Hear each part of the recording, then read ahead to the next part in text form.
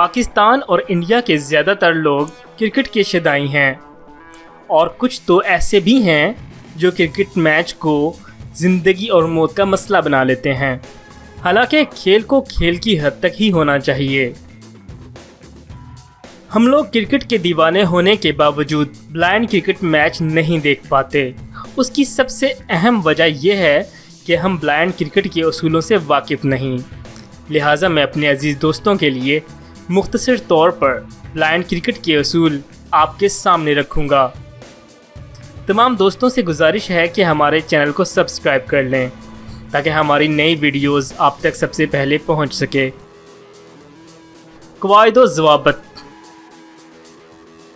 पहली बात तो ये है कि ब्लाइंड क्रिकेट क़वाइद ज़वाबित के लिए इंटरनेशनल क्रिकेट के कवानीन की ही पैरवी करती है, लेकिन इसमें खिलाड़ियों की सहूलत के लिए कुछ तब्दीलियां की गई होती हैं जो हम आपके सामने रखेंगे। आपके इल्म में होना चाहिए कि सब खिलाड़ी मुकम्मल तौर पर अंधे नहीं होते, बल्कि 11 खिलाड़ियों की तश्कील मखसूस होती है। इन नाबीना अफराद की टीम को 3 कैटेगरीज़ में डिवाइड किया जाता है। इन कैटेगरीज़ का नाम B1, B2 और B3 होता है। कैटेगरी B1 ये टीम के वो खिलाड़ी हैं जो मुकम्मल तौर पर नाबीना होते हैं। कैटेगरी B2 ये टीम के वो खिलाड़ी हैं जो जुज़वी तौर पर नाबीना होते हैं।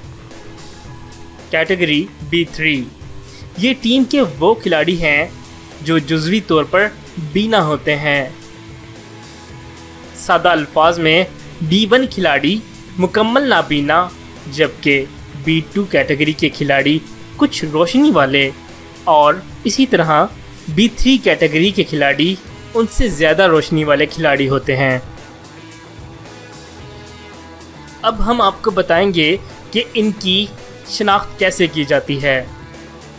हर खिलाड़ी की मैदान में एक मुनफरिद शनाख्त होती है और ये शनाख्त उनकी कैटेगरीज़ के लिहाज से की जाती है। जो खिलाड़ी B1 कैटेगरी में होते हैं उनकी शनाख्त उनके बाजू या कलाई पर सफ़ेद पट्टी के ज़रिए की जा सकती है।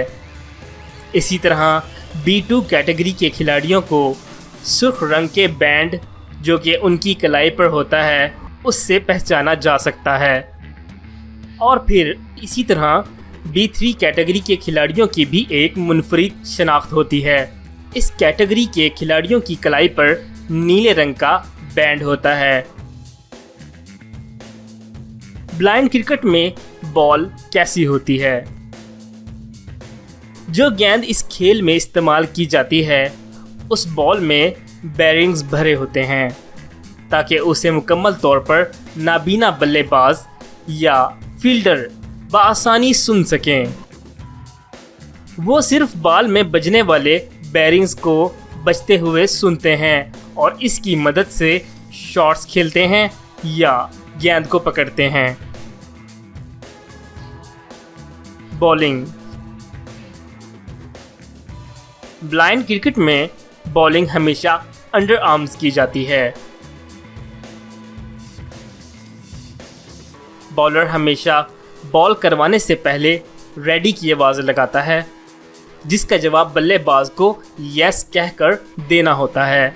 फिर बॉलर आवाज़ लगाता है प्ले और उसके साथ ही गेंद फेंक देता है।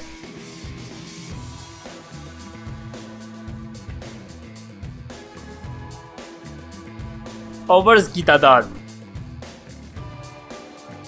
क्रिकेट के शायकीन जानते हैं कि वनडे इंटरनेशनल मैच में 50 ओवर्स होते हैं, लेकिन नाबीना अफराद के वनडे क्रिकेट मैच में 40 ओवर्स होते हैं, जबकि वक्त की मियाद 3 घंटे होती है जो कि दोनों तरफ दिए जाते हैं।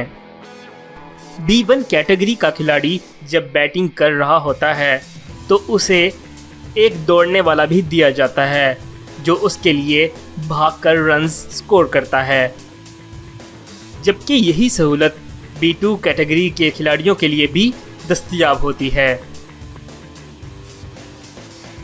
स्कोर्स।